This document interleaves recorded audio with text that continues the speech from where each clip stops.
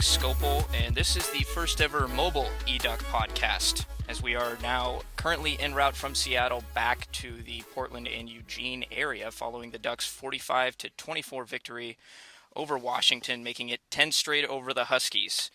Quite a feat there, don't you think, Eric? Yeah, they won the Duckade, I think is what people are saying. Yeah, and there's several. It seems like there's several nicknames for Washington. Washington. I do like that. That's clever. That's a nice little play on words. But yeah, I mean, really a fun game to be a part of, especially considering the way the season has opened for Oregon, with their first 5 games being over in the fourth quarter. Marcus Mariota and the first team offense and defense actually getting to play in the fourth quarter. It felt a little weird watching it, but I think it's great for these guys, obviously, going forward, to get some snaps in the fourth quarter of what was a 7-point game when the fourth quarter began. Yeah, and that was definitely something that we haven't seen this season in terms of just you saw them go through a full game. I understand Lockheed came in there. Jeff Lockheed came in on the final drive when everything was kind of wrapped up, but that was with 2 minutes left in the game. So you finally got your first sample size or a first sample of Oregon playing a full 4 quarters, and they really just, I mean, in terms of the fact that they were just playing a little bit stiffer competition today in Washington, a much improved Washington team, that was nipping on their heels for a bit there. They stood up to the challenge pretty well, and should, I guess if you like to compare wins out there, given how Stanford performed, and we'll get to Stanford a little bit more here in a second, but given how Stanford performed against Washington this last week, with Washington on the road, and now with Oregon coming into Husky Stadium and pulling away with a 3-touchdown victory, that might pick up some votes for them. Who knows going forward? But if anything, it proved that they can look and play the part of a team or of a top team against a ranked opponent on the road, which is a pretty big deal 6 games into the season. Yeah, and like we just touched upon a little bit, I think you've got to give a lot of credit to both the defense and then the passing game today, was really where the game was won, I think. Defensively, it was, like I said, a 7-point game going into the fourth quarter there, and the defense absolutely stymied the Huskies. Just 20 yards of total offense in the fourth quarter, just 1 first down. Bishop Sankey only 3 yards rushing, and Sankey was really the one that was able to get things going against Oregon. In this one, obviously had that pair of touchdown runs in the third quarter there that kind of kept things close. Oregon, it kept looking like we're going to kind of put the kibosh on it and put it away going into the half. It kind of felt like there was a chance it was going to be, are we going to have that competitive 4-quarter game? And Sankey busts off that 60-yard touchdown run. On fourth down. And I thought they might have caught Oregon off guard there. And I asked Boseko Lakumbo that after the game. And, of course, much to his credit, he just gave credit to Washington for running a nice play and and executing their offense well. But, yeah, it was kind of a quick snap there on that Sankey 60-yard touchdown run, and it was 4th and 1. And you kind of figured they might be in a position to punt. And a lot of times head coaches – will take their time, maybe take a timeout, try to figure things out. Do they want to go for it? Is this the time to make the chance? But like we said, to Sarkisian's credit, there was no hesitation. They went for it, and they busted off that big touchdown run, and that kind of set the tone for a second half that was, for a third quarter that was very competitive and just a 1-score game going into the fourth. But yeah, it was the Oregon defense and again the Oregon offense led by Marcus Mariota really dominating the Husky defense. I think kind of wore them out going into that fourth quarter. Like I said, 2 touchdowns late in the fourth quarter there make it a 3-score win. Ducks cover the spread for the 6th time this season, and did so in pretty, I think, convincing and impressive fashion, because this Washington team to me looks much improved over the teams that Oregon has played recently. Definitely the best under Sarkisian and probably the best of the decade for the Dogs. Let's run down some numbers here. Marcus Mariota, again, the kind of the star of the game today, 24-31 passing for 366 yards, 3 touchdowns, no interceptions. Still has not thrown an interception since last season. when they played Stanford at home, keeping his impressive streak alive and really looking more and more by the game like someone who will probably be invited to New York at the end of the season for a Heisman Trophy ceremony. Again, long ways before that, but he's definitely got the looks of it going on right now. Also got some help there from Byron Marshall. Marshall, I think he's going to be kind of probably in the background compared to a lot of things that happen in this game, but pretty gutsy. 106 yards on 19 carries, a couple of touchdowns. Had that first touchdown that wasn't too easy. Kind of had to Yeah. get pushed in there, Boy, but that really set the tempo, I think. yeah. Kind of the tone of what the game was going to be like. I mean, Oregon got the ball there on the half-inch line, and then it took them really 3 plays to pound it in there. Finally, Marshall did, and even based upon replay, it looked like it was difficult to tell if the ball or the nose of the ball got over. Fortunately for Oregon, ruled the touchdown. But yeah, I would agree with that. Marshall probably doesn't get the credit he deserves, but a 100-yard rushing game against Washington's front seven. Danny Shelton, we talked about leading into the game, is really a force there in the middle. At nose tackle. And so for Byron to come in there, no DeAnthony Thomas for the second straight game and run for 100 yards, credit to him, and credit to that Oregon offensive line for opening up some big holes. And something we should mention also, this is Marshall's fourth 100-yard effort so far this season through 6 games. So developing, especially without DeAnthony Thomas being out there today, for Marshall to pick up the slack. And again, Thomas Tyner wasn't as effective probably on the ground, but showed some real versatility in terms of out there on the field in the flat, made some good plays there on a couple of receptions. And Mark Helfrich after the game and even praised him for doing the right thing and helping run out the clock and making some smart runs. So you're seeing some progress there in the running game. In the receiving game, Bralon Addison continues to just break out. Led the Ducks in receiving today. Had numerous big plays. 8 catches for 157 yards and 2 touchdowns. Set up their first touchdown with a 43-yard catch. And then set up his own touchdown later on in the second quarter after Josh Huff exited with an injury. He set up with a 38-yard reception and then got a 4-yard touchdown pass that put the Ducks ahead. And going back to Huff, 6 catches for How have we not talked 107 about yards. him? How have we not talked about him? I mean, what an effort! What a game! I mean, because I was looking around at halftime. I was talking to somebody, and there was word up there that he might be done for the season, maybe. I mean, you just saw the replay there. Of course, nothing definitive was said, but it looked pretty gruesome. He and Grasso, I believe it was, collided pretty brutally on looked like a wide receiver screen pass over the middle that was set up, and he looked like he came down bad on his ankle or his knee, maybe.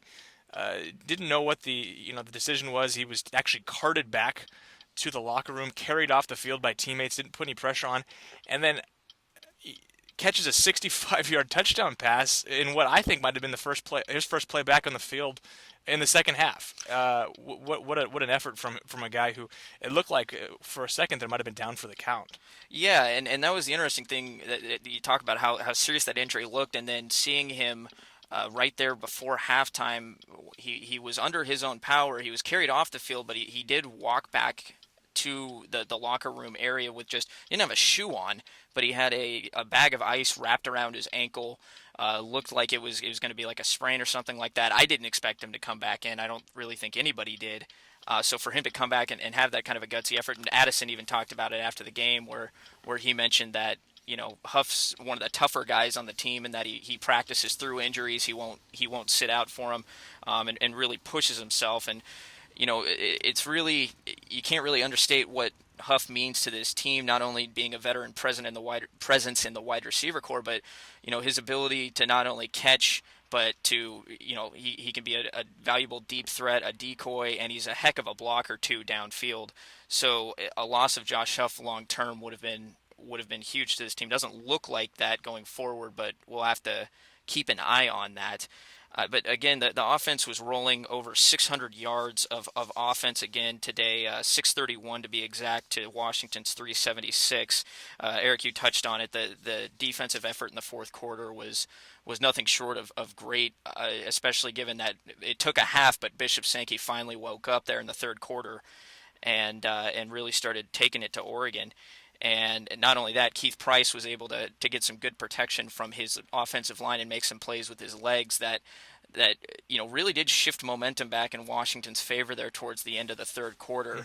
And I think really, if it wasn't for Marcus Mariota's 35-yard run there to close the quarter, when it seemed like Washington really was on the edge of they were one stop away from having a chance to tie the game, I think that was a little bit of a turning point heading into that final quarter where Oregon shut them down. Yeah, and going back a little bit to Josh Huff, just for a second, because we talked about him a little bit there, but his career has really been derailed by injuries to a certain extent. I know he's shown what he's capable of on a number of instances, but there's been so many injuries that have kept him out of crucial portions of his career that it would have been such a terrible way for him to maybe exit as a Duck down again, maybe with an injury would have been really kind of a horrific way for somebody who's maybe a healthy career away from setting a lot of receiving records at Oregon, and maybe even this year he'll set some single season records. Although I think Bralon Addison is well on his way of being really quite the standout in the receiving corps. Yeah, and something you'll hear from both Huff and Addison here on the podcast, as well as Terrance Mitchell. What you'll hear brief interviews from them post game, but what Addison said, and I think this is an important point. Through 6 games now, Oregon's had new wide receivers coach Matt Lubick really kind of make his mark. This passing game has really kind of emerged using the fact that you've got a very talented quarterback who not only can use his legs but his arm to put together these 300-yard passing games and be effective. And Addison really credited Lubick with the development of all the young wide receivers after the game. Really, he said he loved the guy. That's a quote. You'll hear that. But really credited him with the development of everything you've seen from the Oregon offense and how dynamic it's become. And really, 6 games into the season now, Oregon's got one tough test out of the way. We should mention, now that it's official, that Stanford, who was Oregon's biggest test remaining here in 3 weeks, fell to Utah on the road today. So now they are sitting in third place, actually, behind Oregon State in the Pac-12 standings as of right now, 7:36 on a Saturday night here.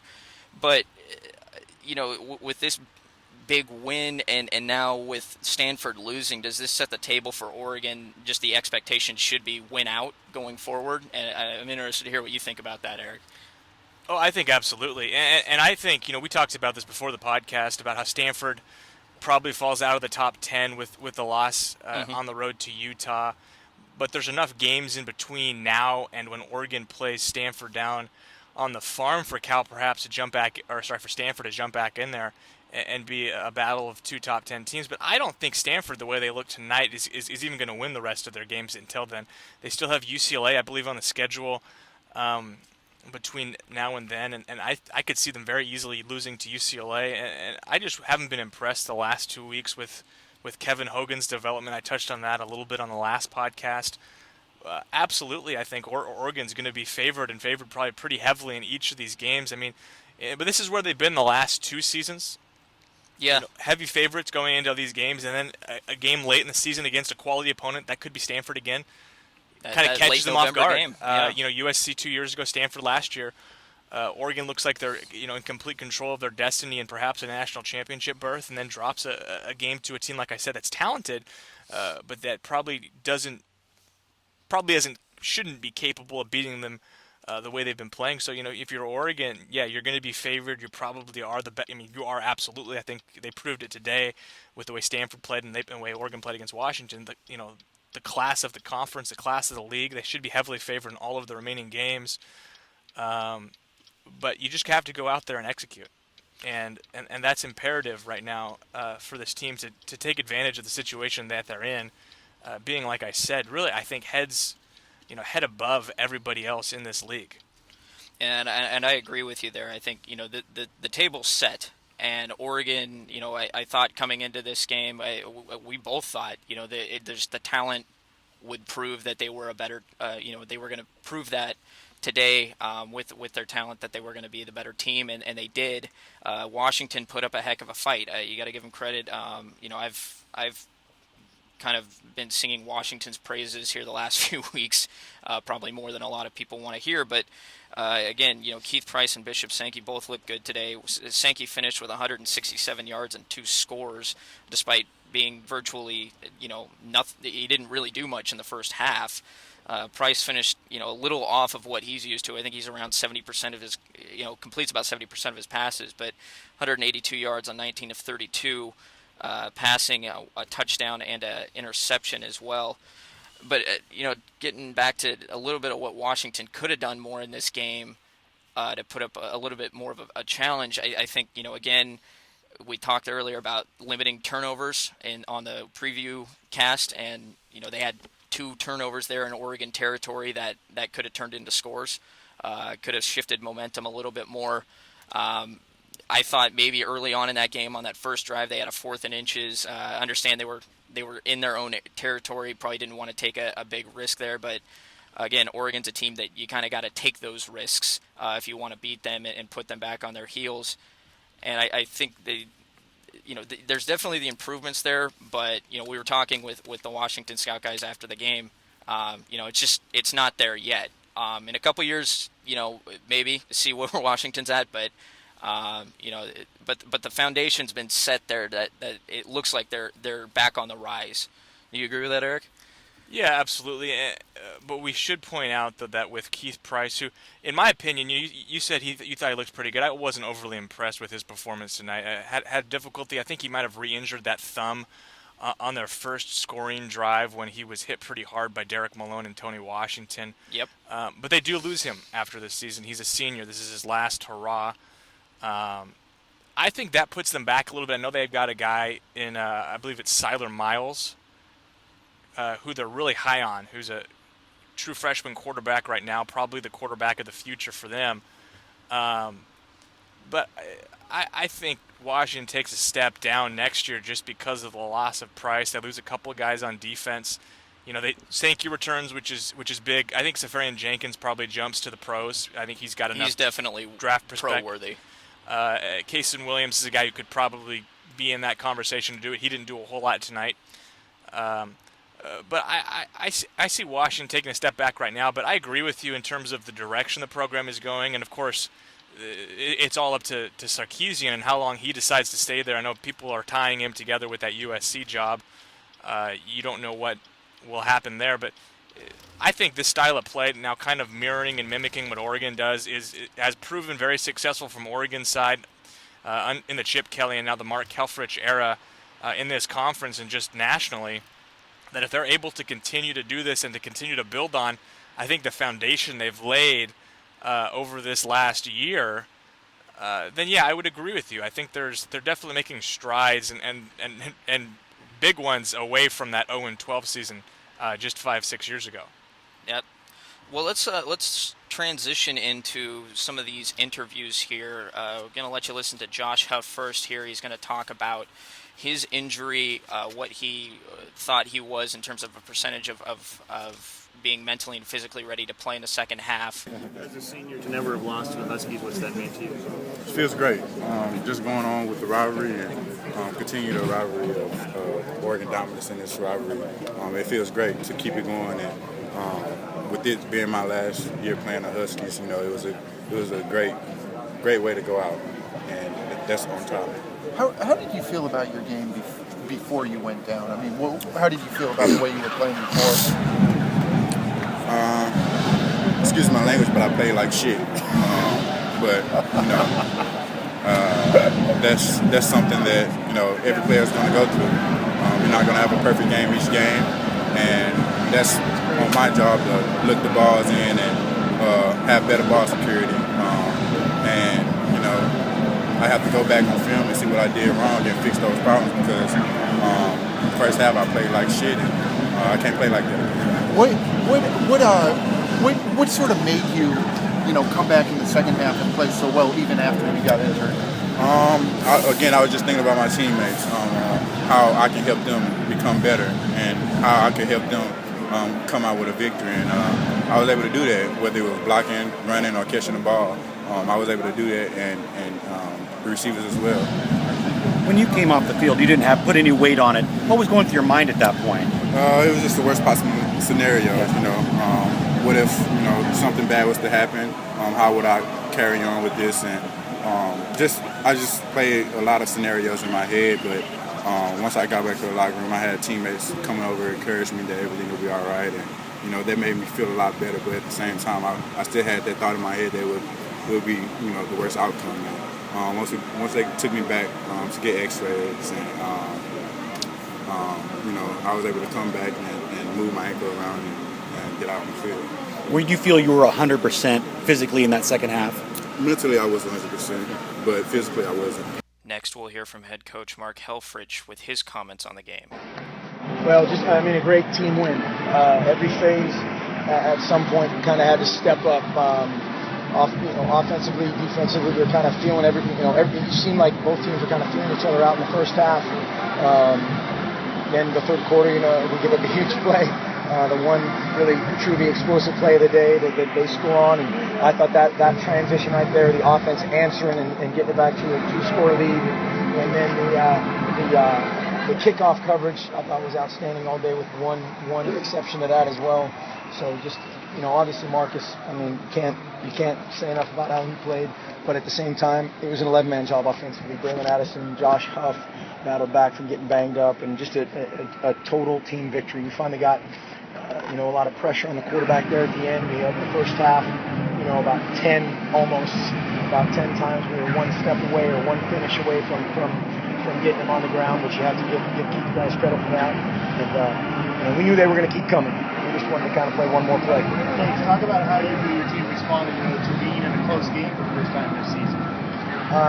Really well. That's the resolve of this team, I think, is special, and just the group of people we have on this team is special. And if we're up by some number and we're down by some number, it doesn't really matter.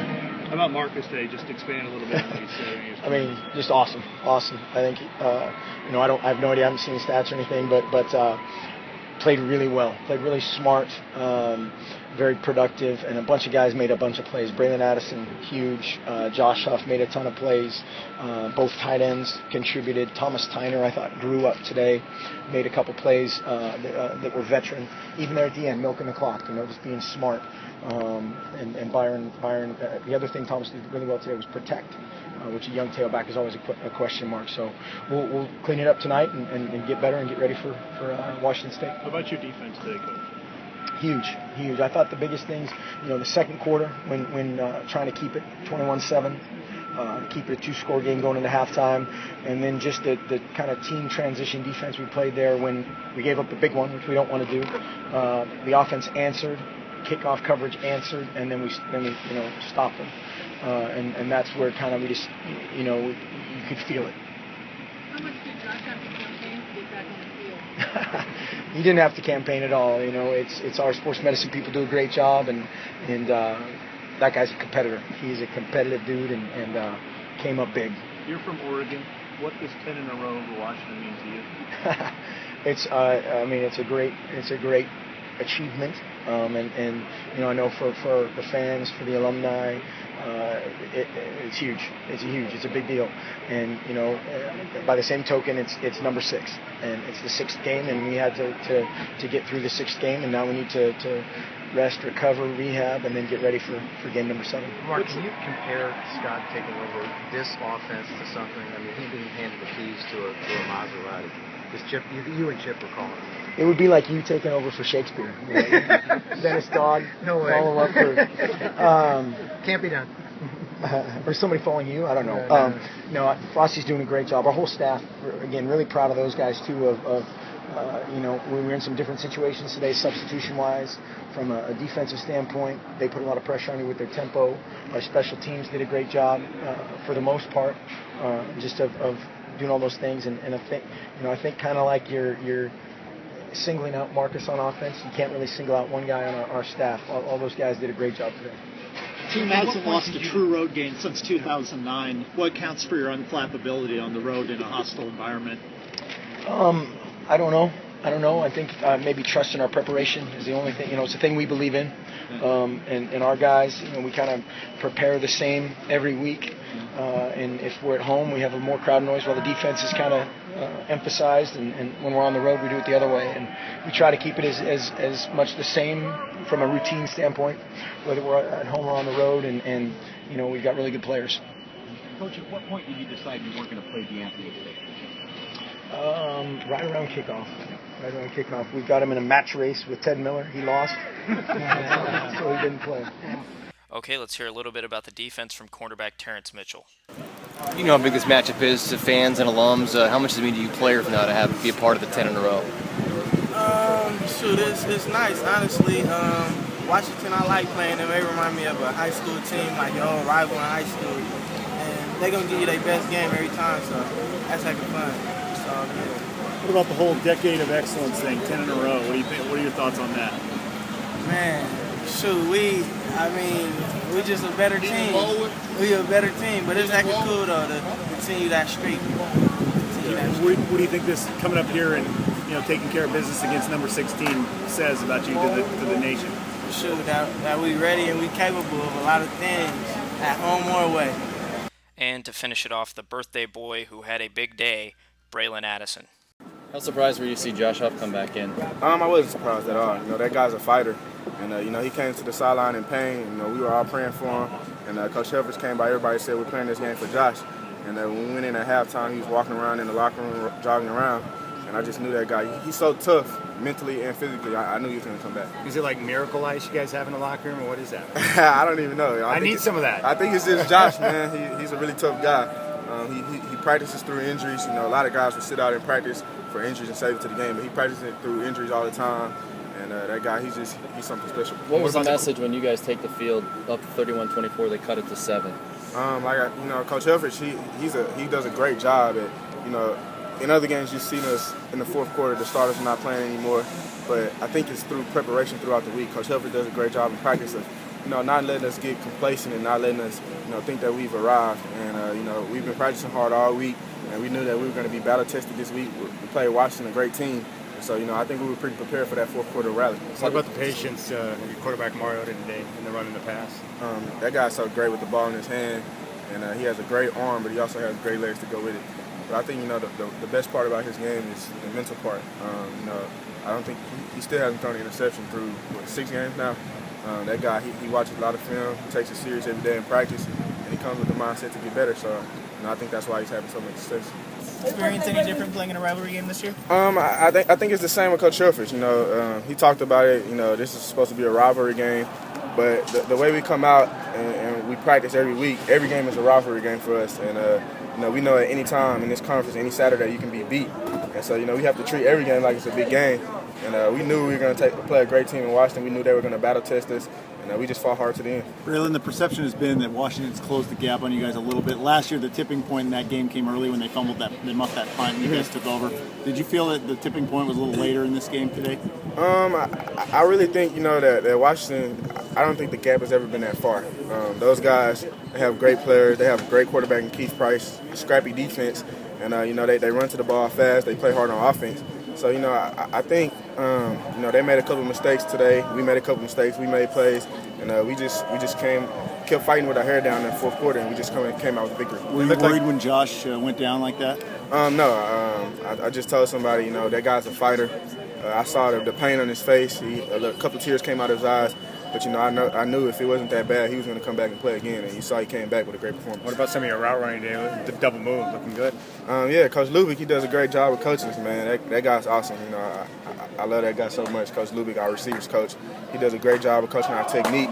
And I think we've seen this receiver core grow from last year, just period. We got Coach Frost coaching us from the offensive coordinator, and Coach Lubick as a receiver coach. He just makes it that much better. Okay, so that was the interviews. We're going to wrap it up here after talking a little bit about Marcus Mariota's Heisman potential. Erik, I know you're pretty interested in getting into this, so let's hear your thoughts on what you think about Marcus. Yeah,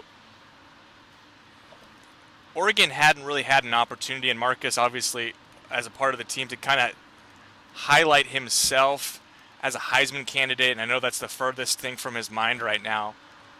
But I think a lot of people, and there were a lot of national writers at the game that were tweeting about it and that were talking about it afterwards, and I think he's pushed himself to the forefront. And I know he was probably already there in a lot of people's minds. I know ESPN has a poll of some sort that had Marcus at the top. but he hadn't had his signature game yet, and he hadn't had an opportunity to do that. I mean, frankly, their first 5 opponents weren't of high enough caliber that he even had to play in the fourth quarter.